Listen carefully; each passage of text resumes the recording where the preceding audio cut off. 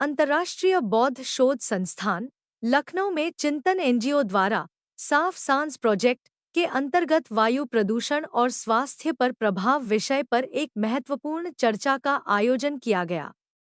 इस कार्यक्रम में वरिष्ठ डॉक्टरों, पर्यावरणविदों और अभिभावकों ने भाग लिया और वायु प्रदूषण से स्वास्थ्य पर पड़ने वाले प्रभावों पर अपने विचार व्यक्त किए।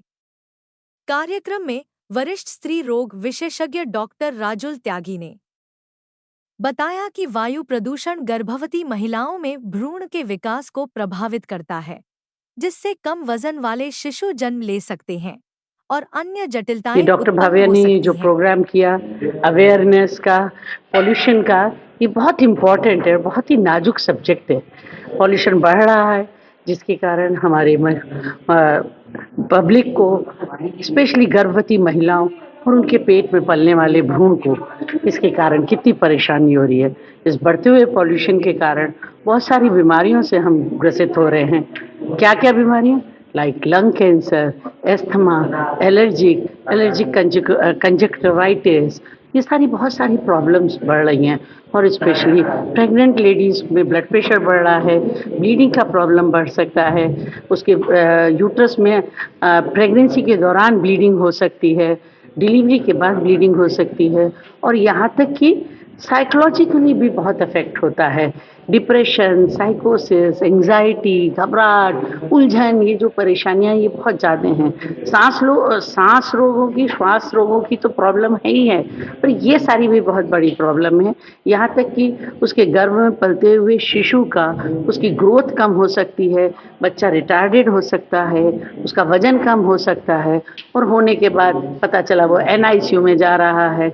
बच्चे का मेंटल डेवलपमेंट, स्पेशली जो शुरू के 4 महीने 5 महीने होते हैं, वो बच्चे के सारे ऑर्गन बन रहे होते हैं। अगर पॉल्यूशन ज़्यादा होगा, गर्भवती महिला पॉल्यूशन वाले एनवायरनमेंट में होगी, तो उसके बच्चे के अंगों के डेवलपमेंट में भी फ़र्क पड़ेगा। और सबसे कॉमनेस्ट पॉल्यूशन जो है वो है स्मोकिंग। इसमें जो हस्बैंड स्मोक कर रहा है वो तो कर ही रहा है, पर जो उसकी वाइफ उसके बगल में बैठी है ना, वो पैसिव स्मोकिंग कर रही है, जिससे उसके बच्चे पे, गर्भ वाले बच्चे को असर आ रहा है।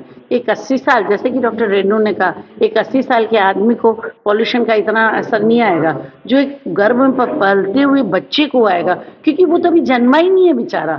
जन्म से पहले ही वो हमारे क्या कहते हैं, मॉडर्नाइजेशन का शिकार हो रहा है। और सबसे ज़्यादा पॉल्यूशन का कारण है हमारे व्हीकल्स। हम, हर आदमी के घर में, एक ज़माने में मोहल्ले में एक कार होती थी, अब एक घर में, फिर एक घर में एक कार हुई, आज एक घर में जितने लोग हैं उतनी कार है। तो हर आदमी अपनी अपनी कार से चलेगा तो ऑफ कोर्स पॉल्यूशन होगा, है ना।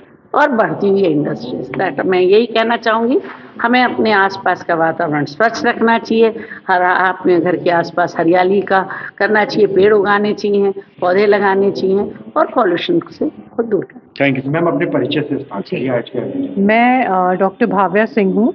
मैं लखनऊ में सिटी कोऑर्डिनेटर हूँ, चिंतन जो हमारी एनजीओ है, और मैं साफ सांस प्रोजेक्ट हम लोग जो यहाँ यूपी में शुरू किए हैं उस पर हम लोग काम कर रहे हैं। हमें यूपी सरकार का और नगर निगम लखनऊ का पूरा सहयोग मिल रहा है, और सभी डॉक्टर्स, केजीएमयू और बाकी अदरवाइज भी सब हमारे साथ मिल के एक तरह से लोगों में जागरूकता पैदा करने की कोशिश कर रहे हैं। आज का हमारा कार्यक्रम जो है वो मेनली एज ए कम्युनिटी हम चाहते हैं कि सभी लोगों तक ये आवाज़ जाए कि बच्चों के लिए कितना हानिकारक है वायु प्रदूषण, और क्या क्या ज़रूरी है एज ए कम्युनिटी हमें उसको करने की, जिससे कि ये रोक सकते हैं।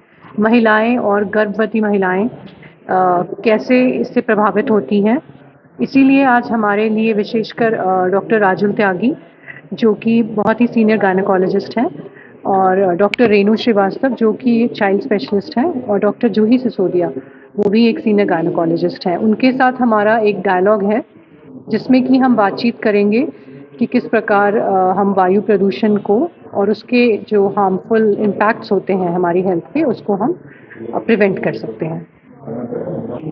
सर क्या कहेंगे, आज बौद्ध संस्थान में एक वर्कशॉप का आयोजन किया है, डॉक्टर्स भी यहाँ पर आए हैं, तो किस तरीके का यह आयोजन है और हवा को लेकर के क्या कुछ आप लोग इनिशिएटिव ले रहे हैं? जी देखिए, जैसा आप जानते हैं, हम लोग सब लोग जानते हैं कि किस तरीके से अभी वायु प्रदूषण का स्तर बद से बदतर होता जा रहा है हर सिटी में, चाहे वो उत्तर प्रदेश की कोई भी सिटी हो, बड़ी से बड़ी सिटी जैसे गाज़ियाबाद और क्या कहते हैं अयोध्या जैसे शहरों में और लखनऊ जैसे शहरों में हर जगह पे वायु प्रदूषण का स्तर बहुत ख़राब हो चुका है।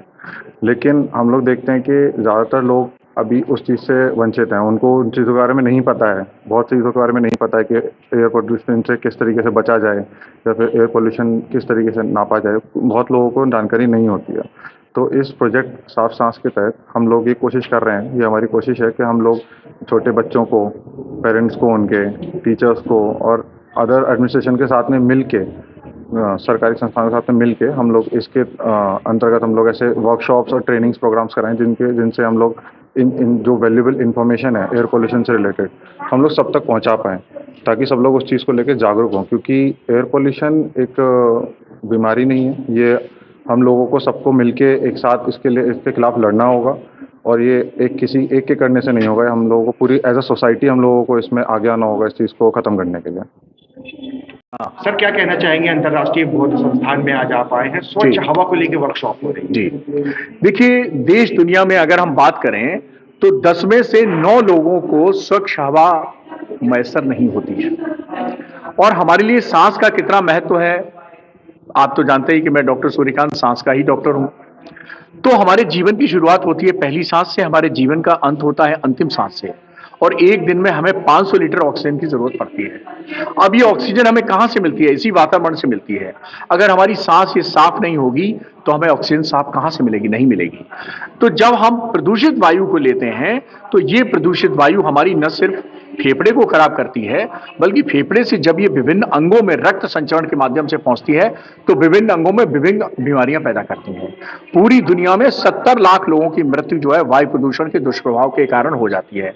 हमारे देश में भी 17 लाख, कुछ तो रिपोर्ट कह रही है 20 लाख के करीब इतने लोगों की मृत्यु हो जाती है। अगर हम इसको बात करें कि कौन कौन से अंगों पर प्रभाव पड़ता है, तो हम नाक हो, चाहे आंख हो, चाहे गला हो, चाहे फेफड़ा हो, चाहे ब्रेन हो, चाहे हार्ट हो, चाहे किडनी हो, चाहे लिवर हो, चाहे हड्डियां हो, कोई ऐसी चीज नहीं है जो इसके कारण दुष्प्रभाव ना होते हो। इवन जो गर्भ में बच्चा पल रहा है उसके अंदर भी पैदा होते ही बहुत सारी बीमारियां हो जाती हैं और गर्भ में उसकी मृत्यु भी हो सकती है, इंट्रायूट्राइन डेथ भी हो सकती है, उसकी ग्रोथ कम हो सकती है। तो बहुत सारे दुष्प्रभाव हैं। तो आज इस गोष्ठी में जो यहाँ अंतर्राष्ट्रीय बौद्ध संस्थान में हो रही है और ये चिंतन जो एनवायरमेंट है संस्था उसके द्वारा कराई जा रही है, उसमें हम बात करेंगे, लोगों को अवेयर करेंगे कि भाई हम क्या कर सकते हैं इस हवा को साफ करने के लिए। तो नंबर एक बात, अगर हम बीड़ी सिगरेट पीते हैं तो हम हवा को अस्वच्छ बना रहे हैं, तो कृपया ना पिएं। नंबर दो, वो माताएं बहनें जो अभी भी लकड़ी की चूल्हे से खाना बना रही हैं वो अपने स्वास्थ्य को खराब कर रही हैं, वो ना करें। नंबर तीन, अगर हम किसी भी कार्यक्रम में बुके दे रहे हैं तो कृपया बुके ना दें, पौधों का नुकसान होता है, हम पौधा दें। नंबर चार, अगर हम इंजीनियर हैं या हम ठेकेदार हैं और अगर हम बिल्डिंग का काम करते हैं, हम कंस्ट्रक्शन का काम करते हैं, तो क्या हम वो सभी नियम कानून पालन कर रहे हैं जिसको हम कहते हैं नेशनल बिल्डिंग कानून, नेशनल बिल्डिंग कोड के नियमों का पालन करना नहीं कर रहे हैं तो कृपया करें। अगर हम हमारे पास कोई ऐसा व्यवसाय है जिसमें धूल धुआं गर्दा उड़ता है, तो क्या हमने अपने कर्मचारियों की, जो गरीब मजदूर हैं, उनकी चिंता पूरी कर ली है? क्या हम हर साल में उनके फेफड़े की कार्यक्षमता की जांच कराते हैं, उनका हेल्थ चेकअप कराते हैं? जैसे सीमेंट की फैक्ट्री में काम कर रहे लोग हैं, जैसे फिरोजाबाद आप चले जाइए, चूड़ियों बनने वाले कार्यक्रम में है।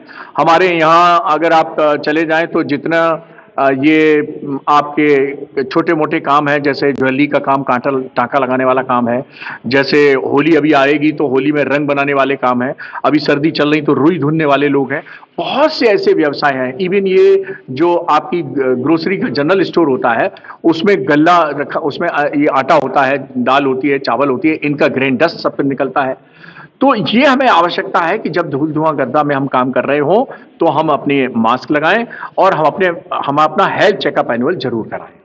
अब हम और क्या कर सकते हैं? और हम कर सकते हैं कि हमारे बच्चे का, जैसे मान लीजिए 10 जन्मदिन है, तो हम उस बच्चे से ये कहें कि भाई जन्मदिन बाद में मनाना, पहले 10 पौधे इससे पौधारोपण करा लें।